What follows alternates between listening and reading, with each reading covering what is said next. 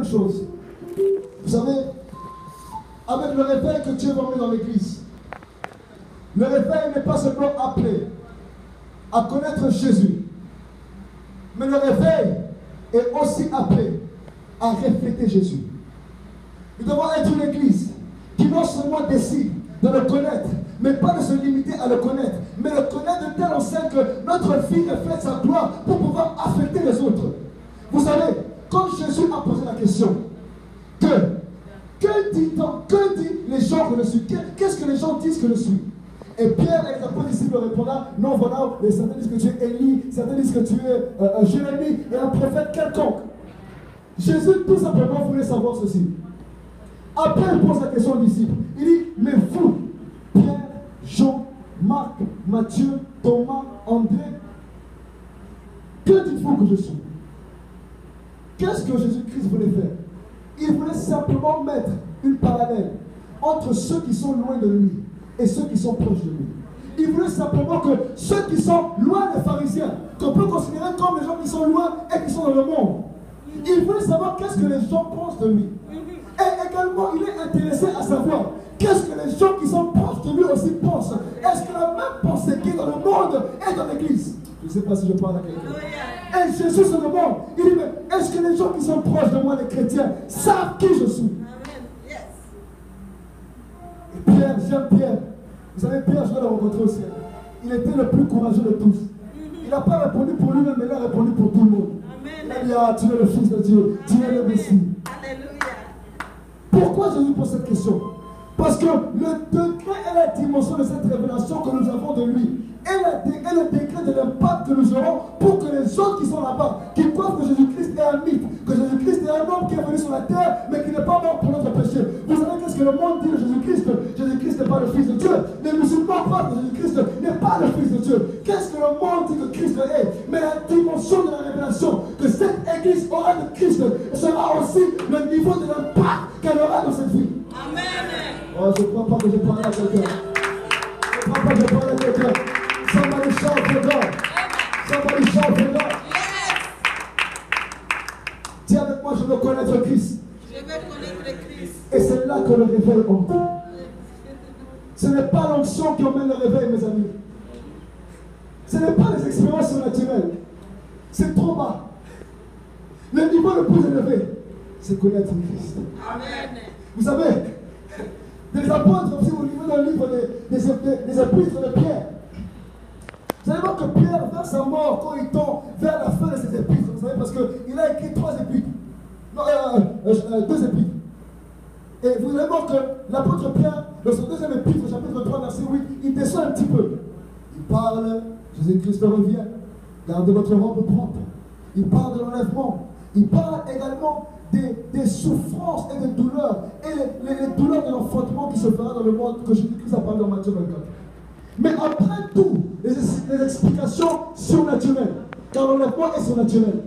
Après toutes ces explications surnaturelles, il vient à la fin et il dit, oh, mais mes enfants, je prie qu'au-dessus de tout, vous continuez à grandir dans la connaissance et la grâce de Jésus-Christ. Amen. La volonté de Dieu est une église mature, non à cause des dons, non à cause de l'onction. Vous savez, il y avait les dons et l'onction dans l'église de Corinthe, mais l'église de Corinthe n'était pas mature. Parce que l'apôtre Paul a remarqué que l'église de Corinthe avait des dons spirituels, parlait en langue, mais encore il y avait manque d'amour. Et l'église de Corinthe a parlé en langue, bougeait un peu des pas, guérissait un peu des malades, mais encore il y avait des commérages. L'un parle contre le pasteur, l'autre parle contre la soeur qui chante dans l'église ici, oh elle a la jupe ici, l'autre parle contre le modérateur, l'autre parle contre le protocole n'a pas fait son travail aujourd'hui, il n'a pas donné l'eau au pasteur, l'autre parle. Et l'apôtre Paul a remarqué que l'église de Corinthe n'était pas mature. Pourquoi? Parce que les gens croyaient que l'apôtre Paul et Barnabas étaient ceux qui faisaient grandir l'église. Or que Barnabas ne met que de l'eau. L'apôtre Paul ne fait que toucher et prendre soin de Dieu, du terrain de Dieu. Mais c'est Dieu qui fait grandir et fait maturer l'église. Amen. Et vous allez voir que l'église de Corinthe, qui n'était pas mature, à cause du manque d'amour, simplement voulait dire qu'ils étaient plus affectionnés aux expériences et aux dons qu'à la personne de Jésus-Christ. Église Restoration, ne soyez pas plus conscient des miracles que Christ. ne serait pas plus conscient des expériences de Christ, ne serait pas plus conscient de l'onction de Christ. Car une église peut avoir l'onction mais ne pas avoir Christ. Hein? Hein? Une église peut avoir des expériences mais ne pas avoir Christ. Car ce n'est pas parce que la main de Dieu est quelque part que son corps y est. Oh, je parle à quelqu'un. Ce n'est pas parce que Dieu a... Hein? La main de Dieu travaille quelque part qu'il y est là-bas. Car une église qui cherche les mains de Dieu ne trouvera pas forcément son cœur. Mais une église qui cherche le cœur de Dieu trouvera forcément ses mains. Oh, je ne sais pas si je vais parler à quelqu'un. Une église qui cherche le cœur de Dieu aura automatiquement les mains de Dieu. Les dons et les guérisons ne seront même pas un problème dans l'église. Les expériences ne seront pas un problème. Si vous cherchez le cœur de Dieu, et ce qui est dans le cœur de Dieu, c'est Christ, mes amis. Amen. Il est le premier d'entre les fils de Dieu. Il est ce qu'on appelle l'homme précieux. Il était tout. La Bible déclare que Dieu a tant aimé le monde qu'il a donné son Fils unique, Jésus-Christ de Nazareth. Il n'y a rien qui est plus grand que connaître Christ. Le réveil, ce n'est pas l'onction, mes amis. L'onction part. Vous savez que vous pouvez perdre l'onction, mais jamais vous perdre Christ. Une fois avec Christ, pour toujours avec Christ. Ce n'est pas les choses surnaturelles qui feront que l'église ici va avancer. L'église avancera ici. Si l'église est fondée sur le fondement, qui n'est pas Pétros, mais Pétra. Oh, vous n'avez pas compris. Quand Jésus-Christ a répondu à Pierre, dans Matthieu 16, et je vais conclure là. Jésus parle, répondit à Pierre, et dit Pierre, la révélation que tu as reçue, ce n'est ni la chair et ni le sang qui t'a révélé ces choses. Mais Jésus dit, tu es heureux Simon, fils de Jonas, car ce ne sont pas la chair et le sang qui t'ont révélé cela, mais c'est mon Père qui est dans les cieux.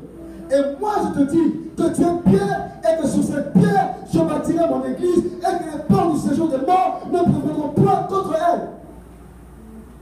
Frère des noms, vous savez, si je ne connaissais pas les Écritures, j'allais croire que Jésus aurait donné à Pierre la responsabilité d'être la fondation de l'église. Si je ne connaissais pas les Écritures, j'allais croire que Pierre était celui que Christ a dit, toi tu seras le boss. Et c'est sur Pierre qu'on bâtira mon église. Mais si on étudie le Nouveau Testament qui n'a pas été écrit en hébreu mais en grec, nous comprendrons directement que Christ en fait parlait à Pierre et a dit Pierre tu es Pétros, qui est simplement une pierre qui sort du pétra. Dans cette pierre je bâtirai mon église. Le Pétros était Pierre, Céphas. Mais c'est Pétra que Christ a dit je bâtirai mon église sur Pétra. Le pétra est une pierre plus grande, une pierre plus vaste.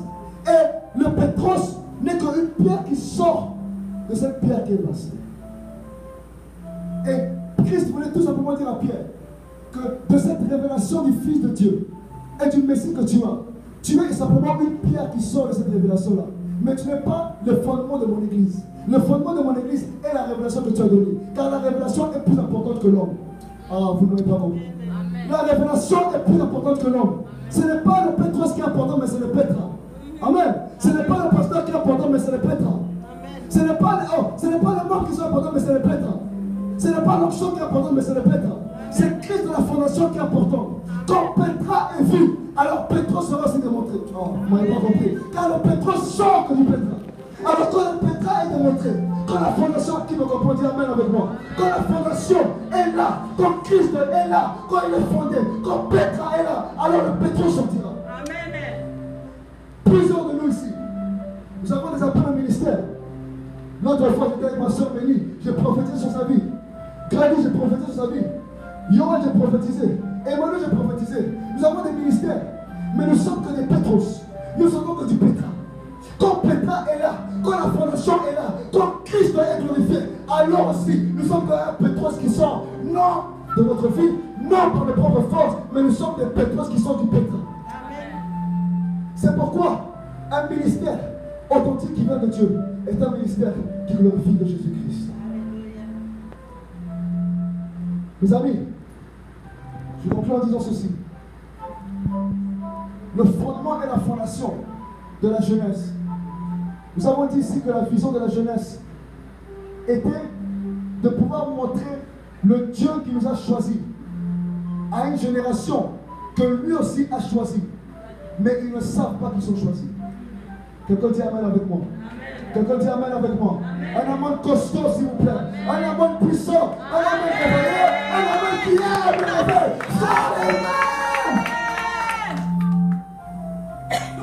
Nous avons dit ici que la mission que Dieu a donnée à la jeunesse était de montrer le Dieu qui nous a choisis à une génération que lui aussi a choisi, mais ils ne savent pas qu'ils sont choisis. Et dans cette mission, j'aimerais vous dire, mes amis, que la seule et véritable fondation de la jeunesse, c'est Christ. C'est Jésus-Christ, mes amis. Ce n'est pas les dons, ce n'est pas les miracles, ce n'est pas une jeunesse qui parle en langue, mais c'est une jeunesse qui parle de Jésus-Christ. C'est une jeunesse qui est courageuse pour sortir dehors et dire que nous ne sommes pas seulement une église qui démontre les dons, qui a l'onction, mais nous sommes une église qui vous fait vivre et connaître Christ. Amen. Mes amis, je vous parle avec un cœur qui pleure, car cette génération n'a pas besoin des expériences, mais cette génération a besoin de Christ. Amen. Il n'y a que Jésus qui peut sauver. Il n'y a que Jésus qui peut délivrer. Il n'y a que Jésus qui peut te guérir. Il n'y a que Jésus qui peut changer ta situation. Il n'y a que Jésus qui peut te sortir du péché. Vous savez, je faisais mes recherches comme tout bon étudiant, parce que nous ne sommes pas seulement des jeunes en Christ, nous sommes des jeunes aussi en Christ, mais intellect. Quelqu'un dit Amen avec moi. Amen. Si tu es jeune intellect, dis Amen avec moi. Amen. Alors, je faisais mes statistiques et j'ai appris que la fondation américaine pour empêcher le suicide déclare que les statistiques de AFSP disent que 41 000 à 100 000 personnes se suicident par année depuis l'an 2000 à 2013 et comptons. Les statistiques disent encore une fois que 50% et 20%, 50% d'hommes, 20% de femmes dans l'église, dans le secteur religieux, sont addicts, accros à la pornographie. Les statistiques disent que 23 millions d'Américains sont toxicomanes à l'alcool et aux autres drogues. Les statistiques disent que 600 000 Américains meurent à cause de problèmes de cœur. 590 000 personnes américaines, ce n'est pas le monde, mes amis, je fais que la statistique des États-Unis. 590 000 meurent à cause du cancer.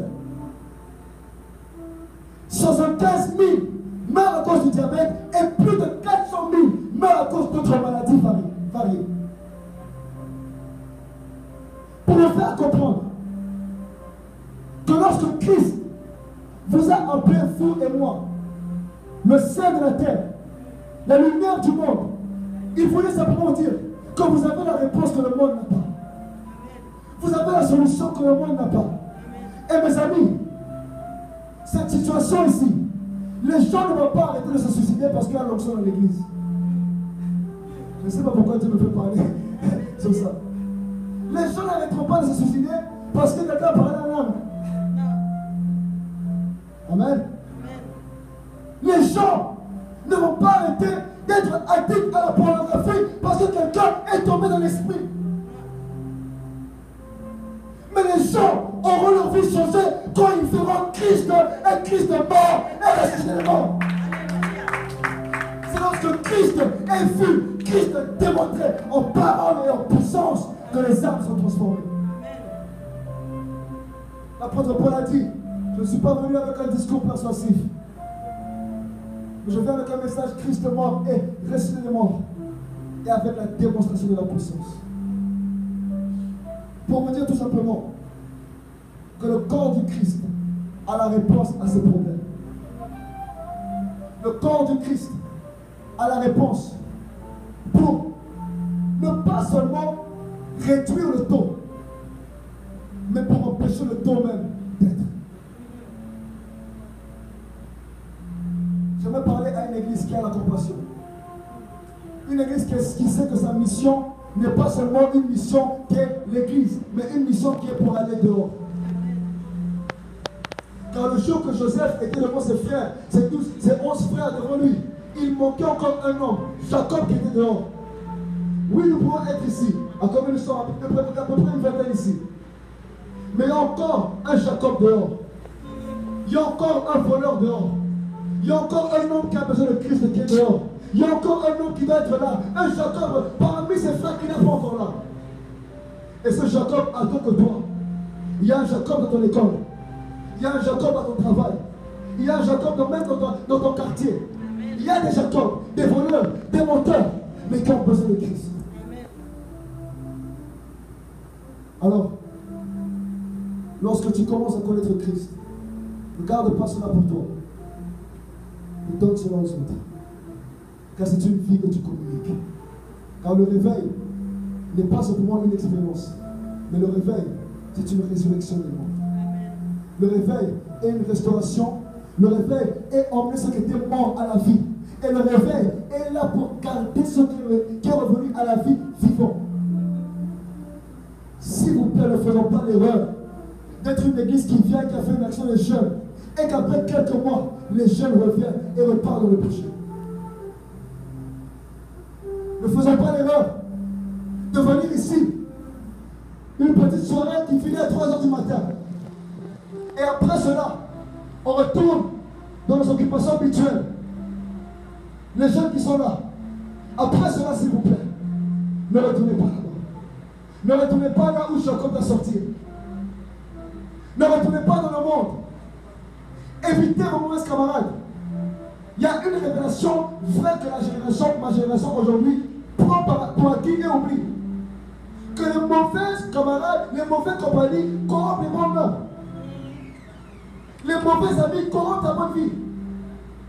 Et un mauvais entourage peut empêcher ton onction, peut empêcher Christ en toi d'être vivant. Quelqu'un dit avec moi, nous voulons être réveillés et rester éveillés. Quelqu'un dit avec moi, nous voulons être réveillés et rester éveillés. Charles et Mère, tu peux acclamer pour le Seigneur. Je parle de Jésus, je parle de Jésus. Je parle pour moi, acclame pour Jésus-Christ.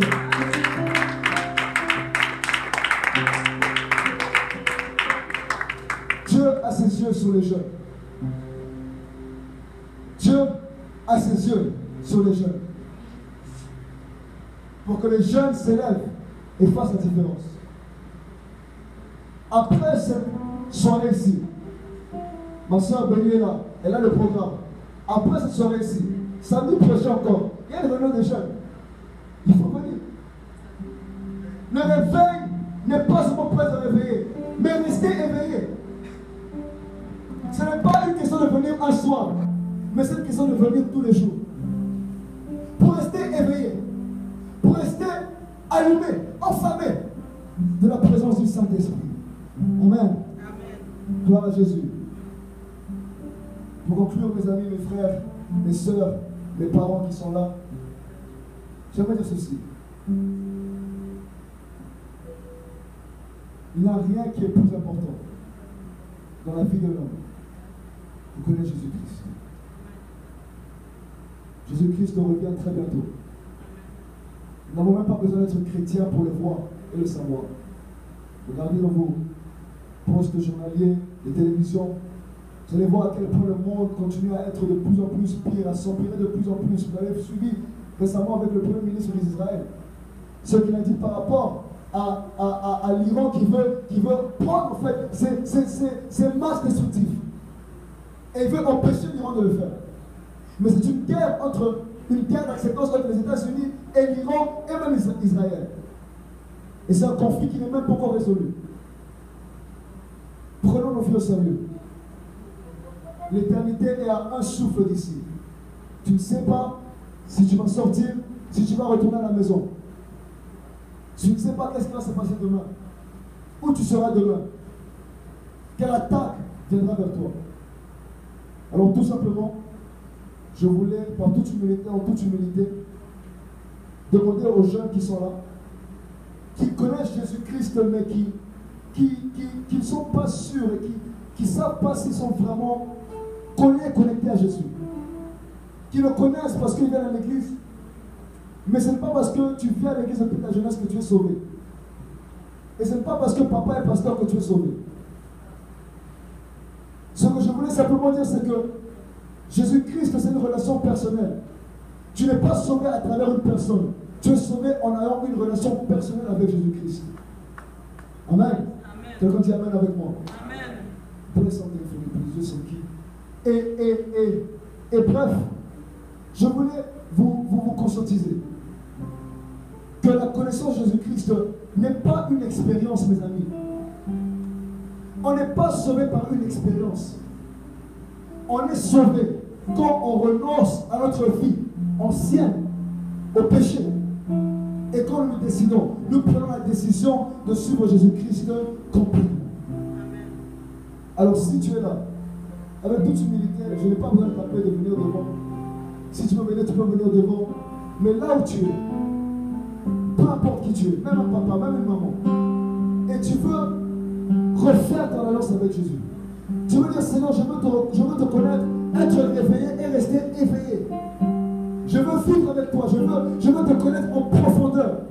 Oui, je t'ai connu, mais si à longtemps, je me sens plus connecté comme je l'étais auparavant. Je veux être connecté à la source. Je ne veux pas seulement boire de l'eau, mais je veux être comme Agar qui ressent directement de la source. Je veux recevoir de la source. Je veux connaître Jésus-Christ. Si tu veux redonner même ta vie à Christ, refaire ton alliance, te repentir, ou simplement dire à Jésus, je veux te connaître davantage. Je te prie de te lever là où tu es. N'aie pas honte. Et nous allons prier. Si tu veux te redonner à Christ, confesser tes péchés, le chercher davantage, prends la décision qu'aujourd'hui, après cette veillée, tu vas le poursuivre, tu vas le chercher. Tu vas suivre Jésus. Pas le pasteur, Jésus. Pas les leaders, mais Jésus. Pas les choristes, mais Jésus. Pas les jeunes, mais Jésus. Si tu es là, tu peux te lever. Si tu veux prier avec nous, prions au nom de Jésus-Christ. Et si tu connais des membres de ta famille qui n'ont pas Jésus-Christ dans leur vie, des membres de ta famille qui ne sont pas sauvés, je te demande de prier pour eux là où tu es. Nous allons le lever quand même. Nous allons le lever dans la présence de Dieu. Si on peut se lever, s'il vous plaît. C'est une veillée après tout.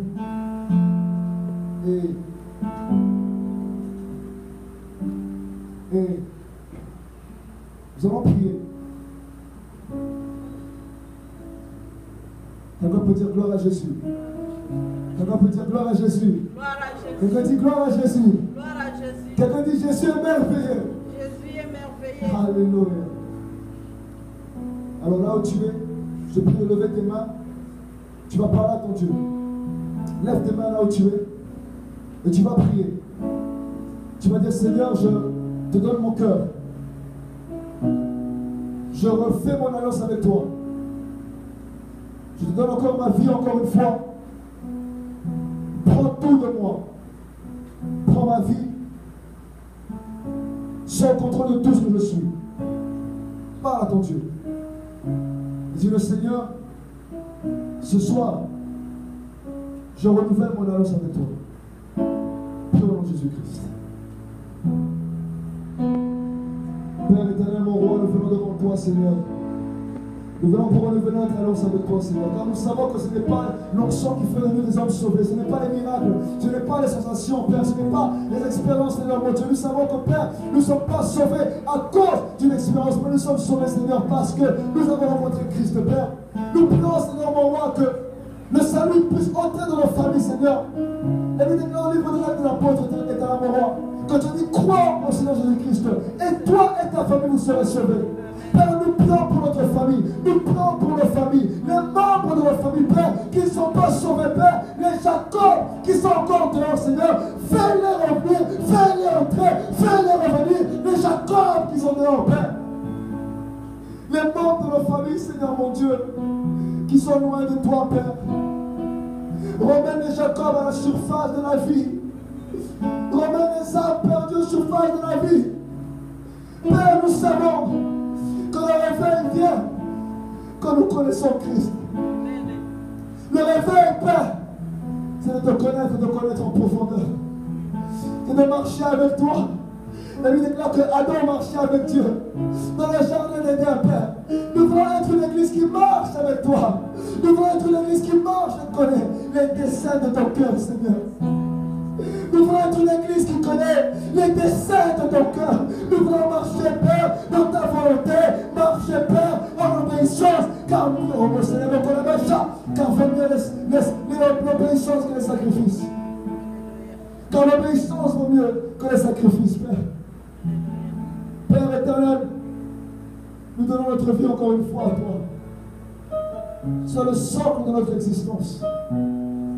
Révèle-nous Christ. Révèle-toi à nos familles, à nos parents. Révèle-toi dans notre quartier, dans notre église, dans notre communauté congolaise. Révèle-toi dans la communauté africaine. Révèle-toi dans la communauté espagnole, dans la communauté française, francophone, dans la communauté des Blancs. Révèle-toi, Jésus. Car nous savons, Seigneur, que nous ne sommes pas à craindre celui qui peut tuer, mais celui qui peut, Seigneur, tuer l'âme. Christ le Père. C'est pourquoi, Seigneur, nous abandonnons notre mains. Nous nous humilions devant ta face. Prends-nous tels que nous sommes. Nous ne sommes pas parfaits, Seigneur, et tu le sais. Nous avons des défauts, Seigneur, et tu le sais. Nous avons des faiblesses, Seigneur, et tu le sais. Nous sommes faibles, Père. Mais sois la force de notre faiblesse. Sois la force de nos faiblesses, Seigneur. Regarde, la jeunesse est venue ce soir devant toi, Père. Agis encore une fois. Rencontre-les, Père.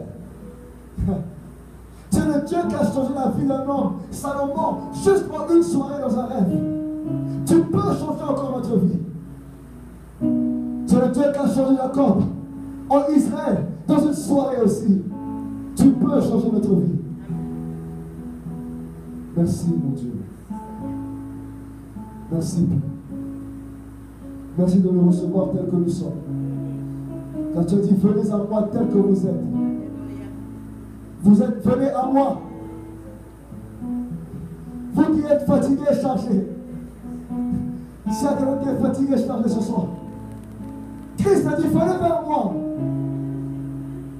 Et je vous donnerai du repos.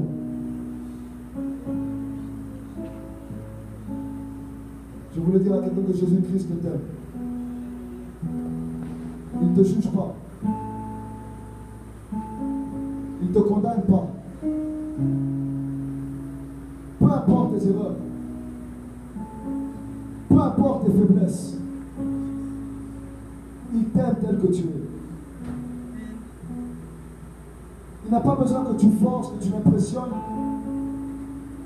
que tu essaies de t'apparaître d'une certaine manière. Il connaît tes faiblesses, il connaît ce que tu traverses. Mais parle-lui. Dis le Seigneur, me voici, tel que je suis.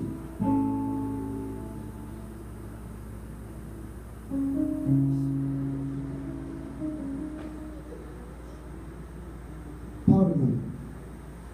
Cœur à cœur. Cœur à cœur. Parle-lui. Cœur à cœur. Parle à ton Dieu. Ne regarde pas à ton voisin, ferme tes yeux, parle à ton Dieu. Il est vivant.